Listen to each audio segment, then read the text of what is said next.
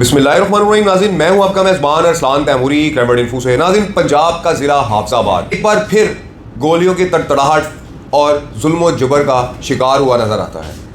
नाज़रीन, मैंने पहले भी इस पर व्लॉग किया था। दो बड़े वाक़यात हुए हैं गुज़िश्ता हफ्ते के अंदर ज़िला हाफिज़ाबाद के अंदर। क्या बड़े वाक़यात हुए हैं?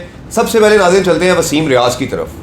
नाज़रीन, ये वसीम रियाज़ जिसके मुख्तलिफ व्लॉग्स हुए, आप लोगों ने देखा होगा कि इसे तशद्दुद का निशाना बनाकर मार दिया गया। अस्पताल में ये आहो बका करता हुआ तकलीफ़ के अंदर अपना वीडियो बयान भी रिकॉर्ड करवाता नज़र आया और इसने बताया कि मुझे नजम शहराजी नामी शख्स के जो प्रॉपर्टी डीलर है, प्रॉपर्टी का काम करता है, इसने मुझे जो है वो तशद्दुद करके मर्डर कर दिया।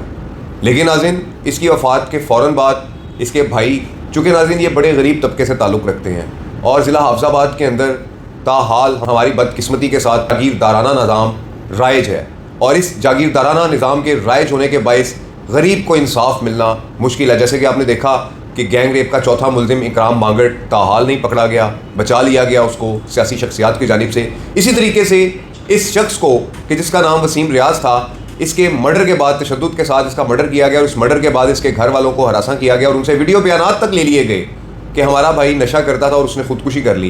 जबकि मरने से पहले अस्पताल के अंदर जो बयान वसीम रियाज़ के सामने आए हैं उसमें वाज़ेह तौर पर वो ये बता रहा है कि मुझे नजम शहराजी वगैरह ने तशद्दुद करके मारा है।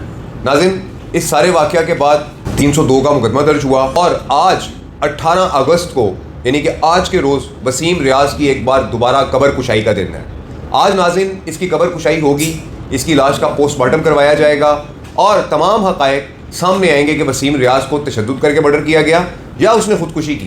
ये तमाम हक़ाइक़ आज की पोस्टमार्टम जब रिपोर्ट सामने आएगी, आज जब कबर कुशाई होगी, 1-2 रोज़ लगेंगे इसकी पोस्टमार्टम रिपोर्ट में आने में, उसके बाद पता लगेगा कि वसीम रियाज़ के साथ क्या हुआ। लेकिन हमारी इत्तलात के मुताबिक वसीम रियाज़ को नजम शहराजी वगैरह की जानिब से मुबैना तौर पर तशद्दुद करके मर्डर किया गया। नाज़रीन, ये नजम शहराजी के बारे में बहुत सारी खबरें सोशल मीडिया पर चली कि वहाँ के जो CCD के इंस्पेक्टर हैं आहत तारड़, उनके साथ इनकी बड़ी तस्वीर है, उनके साथ इनके बड़े ताल्लुकात हैं और इस किस्म की खबरें जो है वो मार्केट में आ रही हैं। लेकिन नाज़रीन, हम आपसे मुसद्दक़ा बात करेंगे और हम इंतज़ार कर रहे हैं कि जब वसीम रियाज़ की पोस्टमार्टम रिपोर्ट आएगी तो आपको बताएंगे कि हक़ाइक़ क्या हैं। अब नाज़रीन चलते हैं दूसरे वाक़ये की तरफ जो वनीके के अंदर हुआ है।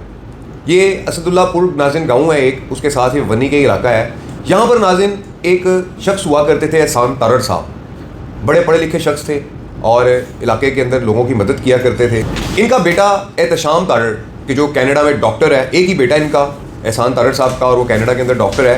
एहसान तारड़ साहब की मोहम्मद हुसैन ग्रुप के साथ चौधराहट के तनाज़े पर अक्सर औकात मुँह मारी होती रहती थी।